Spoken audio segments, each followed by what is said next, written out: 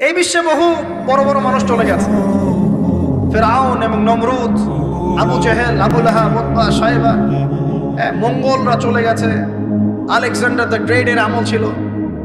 কত বড় বড় হিস্ট্রি ছিল, রোমকরা ছিল, গ্রিকরা ছিল, পার্সিয়ানরা ছিল, ছিল না? সভ্যতা পড়েছেন তো এগুলো, হিস্ট্রিগুলো।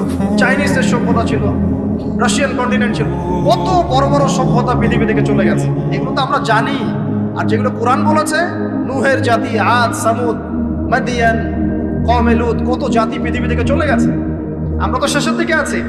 মানে আমাদের আর কি আমাদের মাঝখানে ডিস্টেন্স হচ্ছে আসর থেকে মাগরিব পর্যন্ত সময়।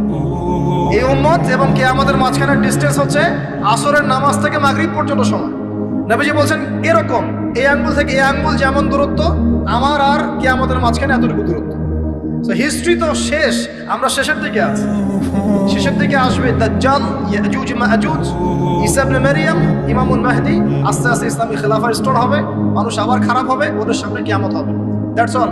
পশ্চিম দিক থেকে সূর্য উঠবে, এগুলো বাকি আছে। আর ভূমিকম্প, কিছু ভূমিকম্পের বছর, বড় বড় কিছু প্রাকৃতিক বিপর্যয় বাকি আছে।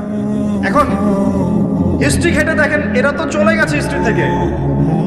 এই ব্যক্তিত্বরা কেউই সফল হবে না যদি কালকে আমাদের মাঠে জাহান্নাম থেকে বাঁচতে না পারে।